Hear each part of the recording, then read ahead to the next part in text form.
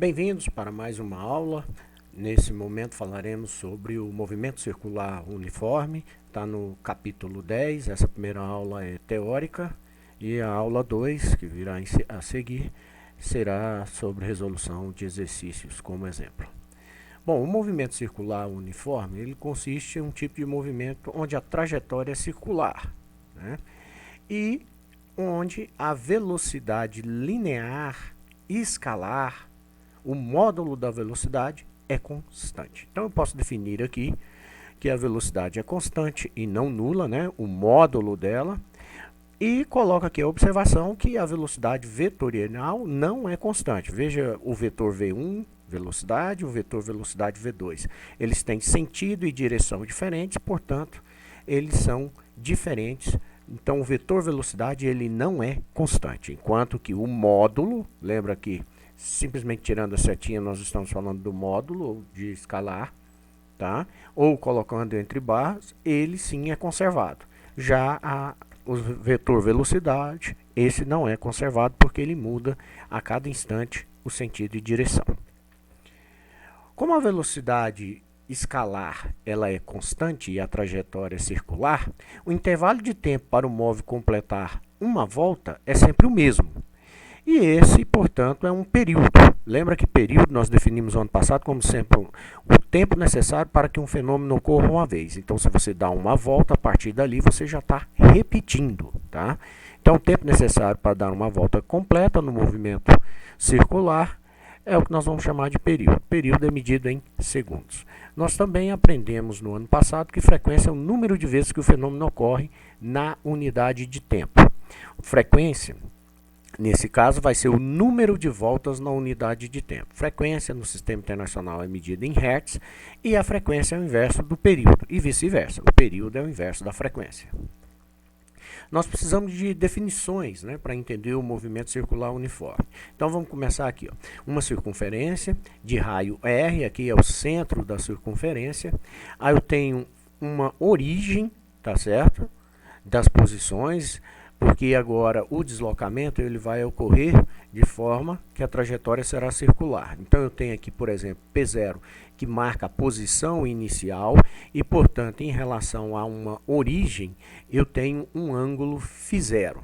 Φ é o que nós vamos usar para representar o espaço angular inicial. Então, quando se desloca de uma posição P0 para uma posição final P, tá? Você está deslocando de um ângulo φ0 para um ângulo φ. Então, φ é o que nós chamamos de espaço angular final. Obviamente que a diferença φ menos φ0 é o ΔΦ, igual nós tínhamos o ΔS igual a S menos S0. Tá? Então, como o movimento é uniforme, vale a equação S igual a S0 mais VT, que é a equação horária lá do movimento uniforme.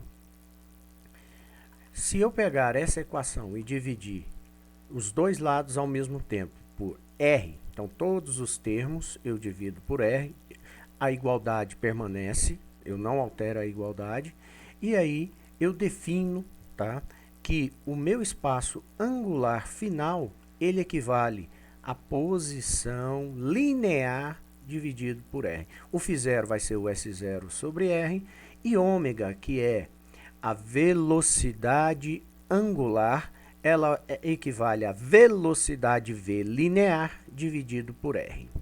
Então, eu tenho que φ igual a φ0 mais ômega t, é o que eu defino como função horária angular do movimento circular uniforme, onde φ equivale a S sobre R, φ0 é o S0 sobre R, e ômega, a velocidade angular, é igual à velocidade linear dividida por R. Então, aqui φ é a posição angular, tá certo? Final. E S é a posição linear final.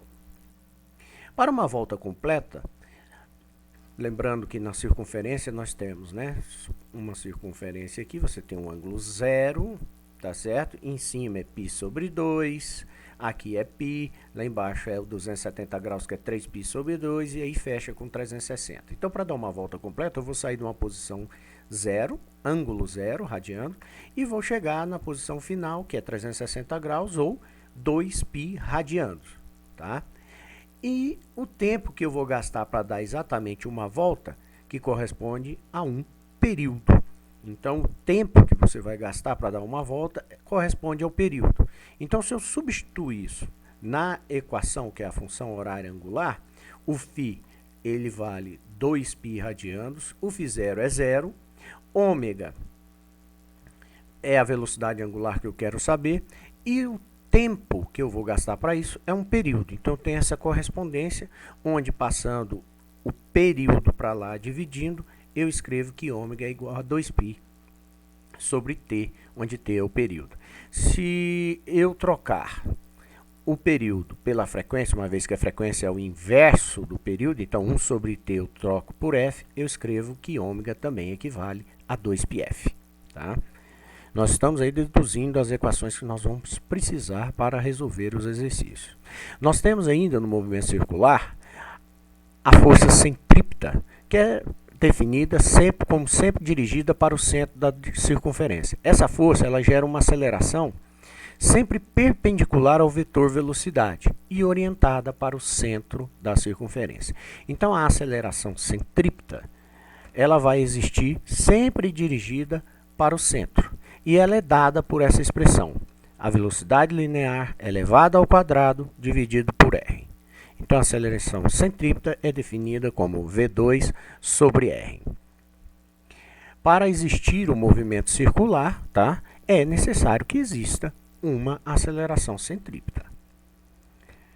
Se eu trocar, então, uma vez que a velocidade angular é V sobre R, e eu passo o R para cá multiplicando, então eu posso escrever que V é igual a ômega vezes R, jogando isso aqui na fórmula da aceleração centrípeta, vai ficar ômega vezes R ao quadrado, isso vai dar ômega 2 R2, eu cancelo o R de baixo com o quadrado de cima, e, portanto, eu posso escrever que a aceleração centrípeta também pode ser dada por ômega 2 vezes R.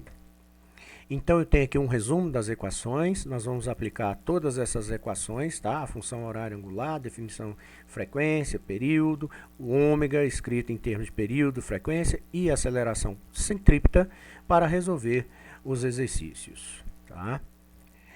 Esses exercícios que vocês já podem inicialmente tentar fazer, tá? Da página 194 do livro texto de vocês. Bom estudo para vocês e até a aula número 2 sobre o movimento circular.